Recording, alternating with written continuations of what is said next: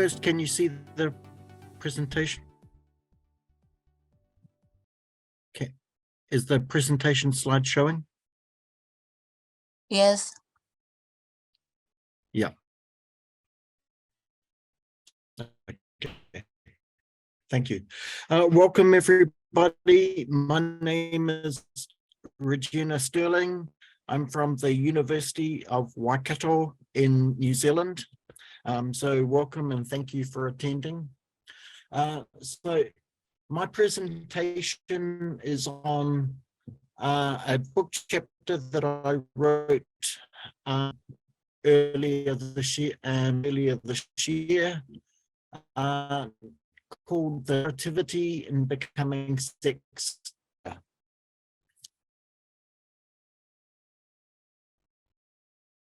So much of our life is based around a narrative, and how we understand is all understood with a narrative.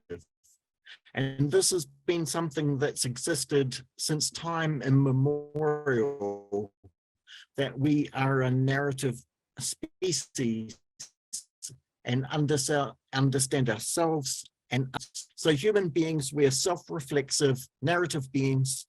We transform raw experiences into abstractions or into these meaningful value judgments.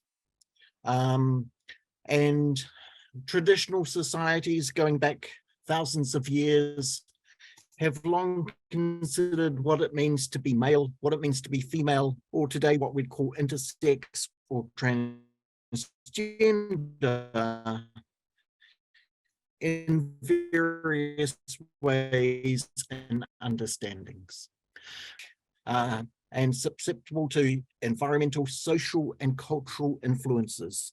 So they're not necessarily that immutable structures that sometimes we think about today. And that's important as I talk, as I go through my talk, to remember that though today we think of things as immutable or not changeable, in the past that was not always the way. The other thing that before we go on is to remember that the use of the term Western does not necessarily mean European, because prior to the what is today we call the Western tradition, there were traditional ways of knowing that now are not always the same as what we understand within European countries. And that will be relevant as we go through the talk. Moreover, it's also important to remember that what we refer to as sex and gender cannot always comprehend the complexity that we are trying to understand when we're understanding ourselves, both in our sense of meaning, but also in our sense of place, belonging, and relationality within society.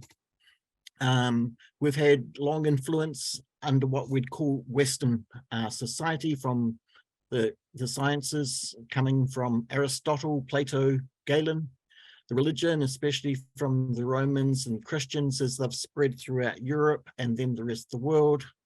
And these have had huge impacts, not only on male and female, but also on the groups like we'd refer to today, such as intersex and transgender.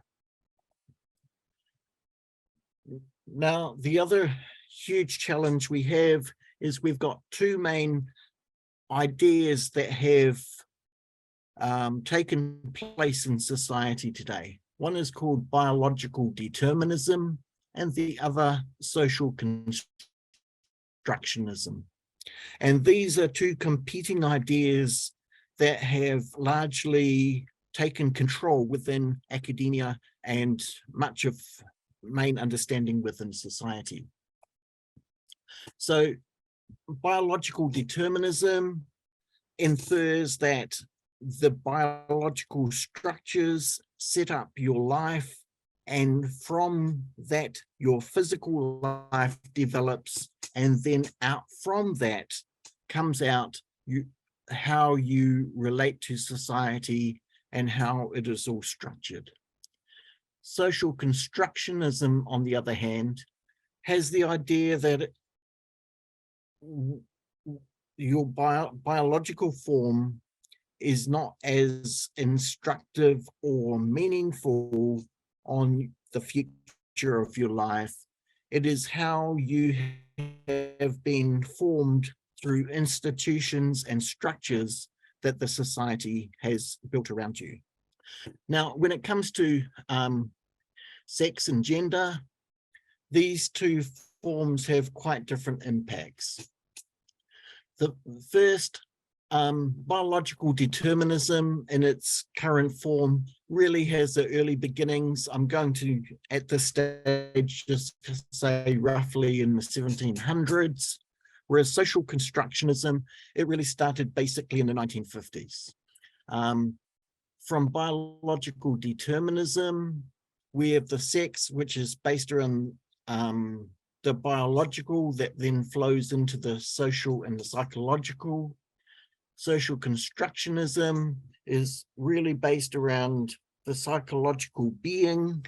I am, I think, therefore I am, that whole basis of the internal sense of being from that psychological sense. Again, the biological determinism has scientific origins that go back again, as I mentioned before, 1700s, whereas social constructionism for sex and gender, or especially for gender, comes back to the 1950s and Robert Stoller, and then later this was entrenched. Biological determinism considers that biology is immutable. Constructionism, nature is malleable, plastic, and it can be imprinted upon. So we've got these different understandings of life, and these have impacted on how we understand ourselves in growing. So for example, from a biological determinist, the sperm, the egg, they meet together, they're fertilized, and it sets in place a progression, sets in motion a pathway for life. And from that, most things fall into place, and when it doesn't, it becomes either an abnormality, something unusual or different, but the standard templates are assumed to be correct. The social determinism would signal that you have room to make changes to your life that biology does not necessarily suggest you have to go down. The problem is both of these have impacts on how we understand each other and how we relate to each other. And for some people, like intersex and transgender, for example, they have had major impacts, and these theories and these structures that are based on these theories have led to a life of erasure for these groups of people. Both of these theories have been based on the concept that there is just two sides to life. There is male or female, and they have erased or tried to make invisible any connection of in between that there is. So what I noted in my chapter is actually another way of looking at life is the narrativity of becoming. And I've used the word becoming in my chapter purposely, as I did in my thesis, my PhD thesis, to indicate a becoming that's much more organic, it's less process-driven, and it shows that mediatory nature. So for example, Joan Roughgarden in her book, Rainbow's Evolution, gave the example of a committee. And as as a person develops right from the earliest stages, as those egg and sperm start to meet together, and then the different hormones, chromosomes, and enzymes, etc., start getting together, at each stage of the process is like a committee that get together and think about in which direction a person's life will develop next. Each of these interconnections exist and develop within both a social, a cultural, and an environmental place. So though the biology would indicate certain features of development, in each of these other connections, both social, cultural, and environmental, all will also have an impact and start to direct our development, etc., to a whole new place. So our narration of life is continually evolving, reinventing, and transforming itself, and sometimes in very contradictory natures and possibilities. The other important thing I draw on in my chapter here is this element of embodiment. Embodiment takes a step outside of this concept of biological determinism or social constructionism. It moves beyond just the concept of biology, but connects us back to our body. And this is important because it looks at how we experience life and our relationality to one another and to the outside world through our bodily form. So this concept of embodiment indicates that we're connecting through our body, but not that our body is immutable. Any of our bodies can go through changes, whether it be for health reasons, whether it be for other reasons. And so our bodily form may change over time, but actually our body is still a necessary part of relating to one another. So it's mediated through the physiology, as well as the cultural, social, political, and the environmental world. And so this concept of embodiment is important because it is through that sense of embodiment that we have enhanced agency and we have enhanced personhood. And personhood is something that's important in social respects because it's through that personhood that we have both legal and we have social visibility, recognition, and inclusivity within society.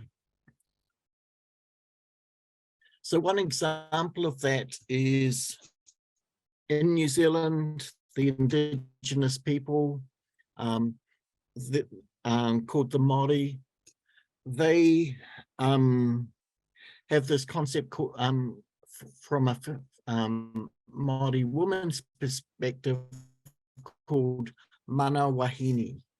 Now, since colonization, well over 170 years now, there's been much misappropriation, much misrepresentation of Māori knowledge. And this has had a huge impact on Māori women in many ways, in very specific ways. So there's this concept Māori women have had called mana wahine. Mana has a concept of authority, prestige, power, control, and it's layered with many different aspects that are relational, spatial. It's informed by a very spirituality. Wahine has often been translated as woman, but it also has a lot more considered meaning to it than just woman, including the relational aspects and the spatial nature within Māori society. So being mana wahine is of what it means to be Māori and what it means to be the elements are interconnecting, but also is entangled with what it means to mana tane, male, or Western feminism is not in isolation from or opposition to male, but it's in that relational aspect to male. And so here we have another big difference. This embodiment of manawahine gives that strength, sense of embodying who they are without losing, with all the respect and dignity, without having to lose that sense of being at the same time. So manawahine is a space where Māori women can, on their own terms, their own ways, redefine, represent their stories, their experiences, what it means, what it meant in the past to be a Māori woman. And another example I'm going to have is very quickly, I think I'm just about doing okay, is embodiment from an intersex perspective. So today, when an intersex person is born, very often they're born at, they're assigned a gender, either male or female. Very often then they're assigned, often medical treatment is used, sometimes even surgery or hormones to help them fit into their assigned gender. And from there, they have to then grow and they're socialized into that assigned gender as male or female that they were born with. But that whole system actually disembodies them from who they are as a sex person. It erases the cultural notion as being intersex, something that traditional societies have accepted for thousands of years until the last 1,000 years or so, where in particular from a Western perspective, but especially in modern Western medicine, where the influence has now spread much around the world. From an intersex perspective, the notions of both sex and gender fail to fully enable inclusion, which falls. So today we often have to use these words sex and gender, but from an intersex perspective, that can often fail to enable the embodiment, the full realization of being for them. So embodiment as an intersex person, sometimes with their own cultural names, which differ around the world, again, enables a definition, redefining, representing their stories and experiences of what it means to be intersex that does not necessarily fall into this way of being as a male or female.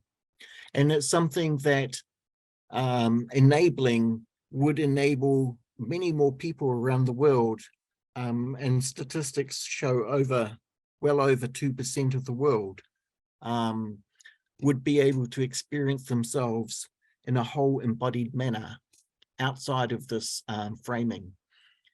And so the whole point of this chapter was to show that actually biological determinism and social constructionism has obscured and even diminished the ability to live real, meaningful lives that should be expressed through a sense of embodiment that enhances both agency and personhood.